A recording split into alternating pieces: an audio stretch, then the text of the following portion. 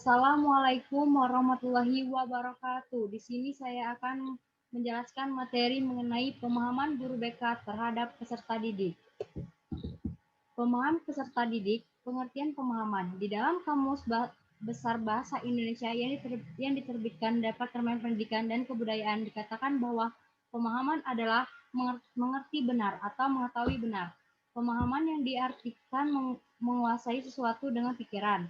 Karena itu, belajar berarti harus mengerti secara mental makna dan filosofinya, maksudnya, dan implikasi serta aplikasinya, sehingga menyebabkan siswa memahami suatu situasi. Hal ini sangat penting bagi siswa yang belajar memahami maksudnya, menangkap maknanya, adalah tujuan akhir dari setiap mengajar. Pemahaman memiliki arti yang sangat mendasar, yang meletakkan bagian-bagian belajar pada profesinya. Tanpa itu, maka skill pengetahuan dan sikap tidak akan bermakna. Menurut WJS Pordarminto, pemahaman berasal dari kata paham, yang artinya mengerti benar tentang suatu hal. Sedangkan pemahaman siswa adalah proses pembuatan cara memahami sesuatu. Nah, selanjutnya itu pengertian peserta didik. Secara emologi peserta didik dalam bahasa Arab disebut dengan tilmid. Bentuk jamaknya adalah talamid, yang artinya adalah murid. Maksudnya adalah orang-orang yang sedang mengingini pendidikan. Dalam bahasa Arab dikenal juga dengan istilah talib. Bentuk jamaknya adalah tolat, yang artinya adalah orang yang mencari, maksud adalah orang-orang yang mencari ilmu.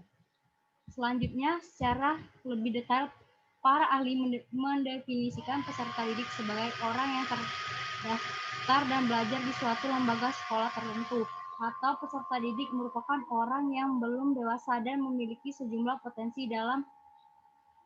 potensi dasar yang masih perlu dikembangkan. Sedangkan menurut Undang-Undang Republik Indonesia, peserta didik adalah anggota masyarakat yang berusaha mengembangkan potensi diri melalui proses pembelajaran yang tersedia pada jalur jenjang dan jenis pendidikan tertentu. Dalam proses pendidikan, peserta didik merupakan salah satu komponen manusiawi yang menempati posisi sentral. Peserta didik menjadi pokok persoalan dan tumpaan perhatian dalam semua proses transformasi yang disebut pendidikan. Sebagai salah satu komponen penting dalam sistem pendidikan, peserta didik sering disebut sebagai bahan mentah. Pemahaman terhadap peserta didik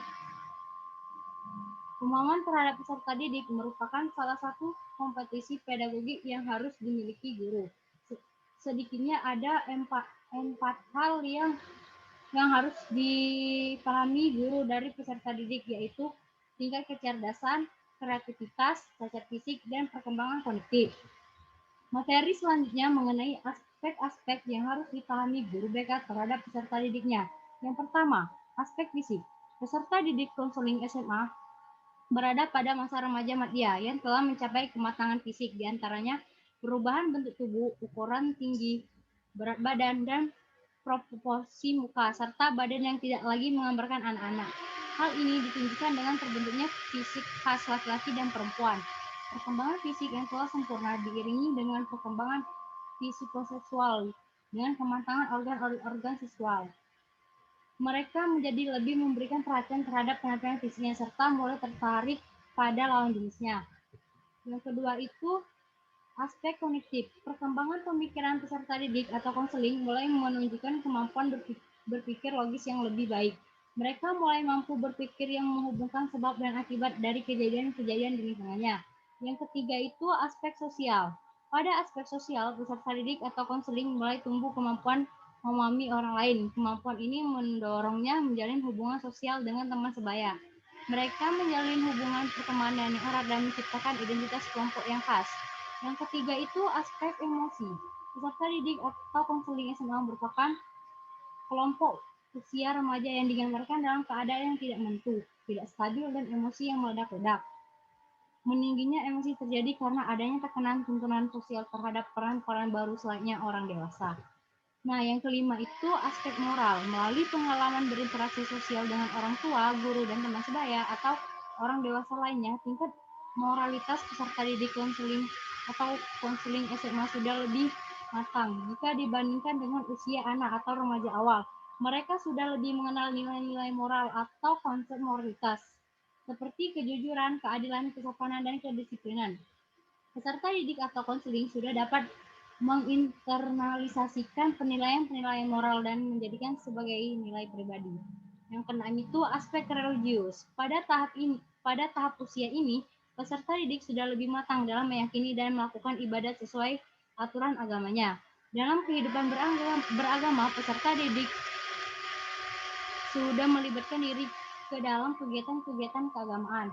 Peserta didik sudah dapat membedakan agama sebagai ajaran dan manusia sebagai penganutnya. Ada yang taat dan ada yang tidak taat. Kegiatan ibadah yang dilakukan bukan lagi berdasar dogma semata, melainkan berdasarkan kesadaran diri untuk menjalankan perintah agama. Selanjutnya itu materi mengenai strategi yang digunakan guru BK untuk memahami peserta didik.